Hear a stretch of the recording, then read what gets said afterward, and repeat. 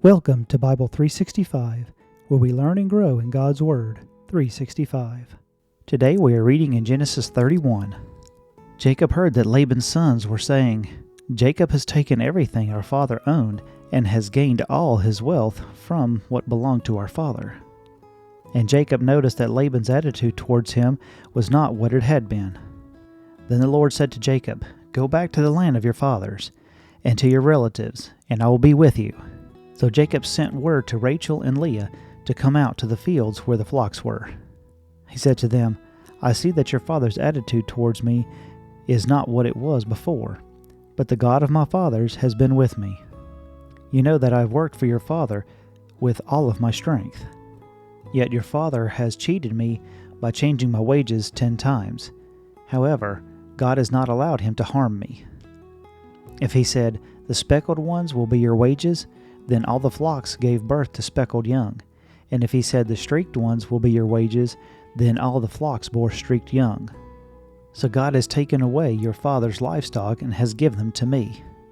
In breeding season, I once had a dream in which I looked up and saw that the male goats mating with the flocks were streaked, speckled, or spotted. The angel of God said to me in the dream, 'Jacob.' I answered, 'Here I am.'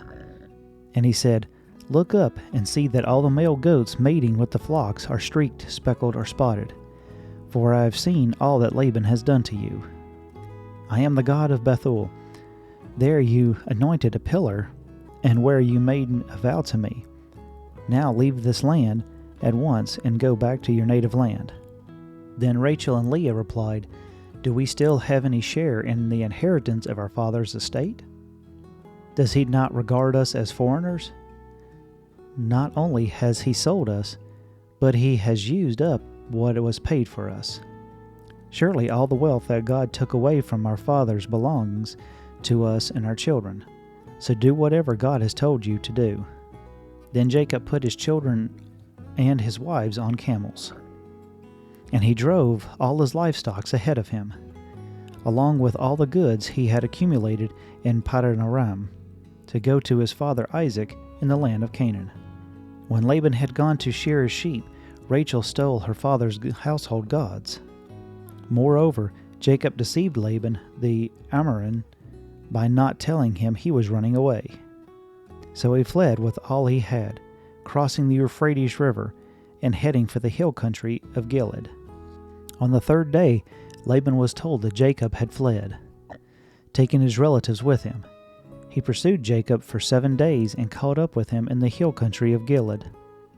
Then God came to Laban the Aramean in the dream at night and said to him, 'Be careful not to say anything to Jacob, either good or bad.' Jacob had pitched his tent in the hill country of Gilead. Then Laban overtook him, and Laban and his relatives camped there too. Then Laban said to Jacob, 'What have you done? You've deceived me, and you've carried off my daughters like captives in war. Why did you run off secretly and deceive me? Why didn't you tell me, so I could send you on your way with joy and singing to music of tambourines and harps? You didn't even let me kiss my grandchildren and my granddaughters goodbye. You have done a foolish thing. I have the power to harm you, but last night the God of your father said to me, 'Be careful not to say anything to Jacob, either good or bad.' Now you have gone off because you long to return to your father's household. But why did you steal my gods?" Jacob answered Laban, "I was afraid, because I thought you would take your daughters away from me by force. But if you find anyone who has your gods, that person shall not live.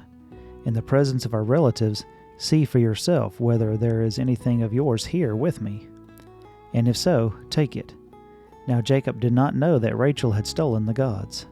So Laban went into Jacob's tent, and into the tent of Leah, and into the tent of the 2 female servants, but he found nothing.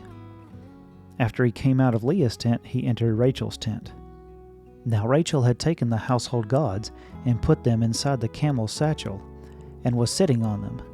Laban searched through everything in the tent, but found nothing. Rachel said to her father, "Don't be angry, my lord, that I cannot stand up in your presence. I am having my period." So he searched, but could not find the household gods. Jacob was angry, and took Laban to task. "What is my crime?" he asked Laban.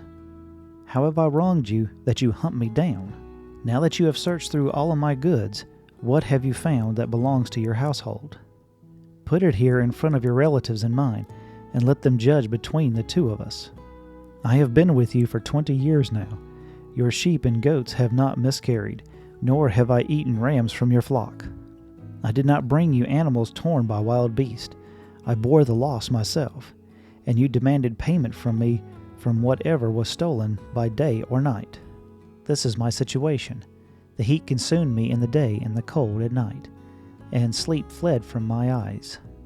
It was like this for 20 years. I was in your household. I worked for you 14 years for your 2 daughters, and 6 years for your flocks, and you changed my wages 10 times. If the God of my father, the God of Abraham, and the fear of Isaac had not been with me, you would surely have sent me away empty-handed. But God has seen my hardship and the toil of my hands. The last night he rebuked you." Laban answered Jacob, "The women are my daughters, the children are my children, and the flocks are my flocks. All you see is mine. Yet what can I do today about these daughters of mine, or about the children they have borne? Come now, let's make a covenant, you and I, and let it serve as a witness between us." So Jacob took a stone and set it up as a pillar. He said to his relatives, "Gather some stones." So they took some stones and piled them in a heap, and they ate there by the heap. Laban called it Jegar Sahadutha, and Jacob called it Gilead. Laban said, "This heap is a witness between you and me today. That is why it is called Gilead." It was also called Mizpath, because he said, "May the Lord keep watch between you and me when we are away from each other. If you mistreat my daughters, or if you take any wives besides my daughters, even though no one is with us, remember that God is a witness between you and me." Laban also said to Jacob, "Here is the heap, and here is this pillar I have set up between you and me.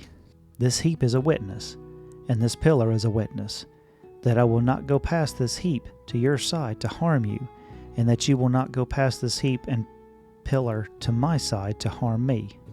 May the God of Abraham and the God of Nahor, the God of their father, judge between us."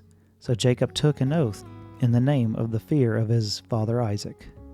He offered a sacrifice there in the hill country and invited his relatives to a meal.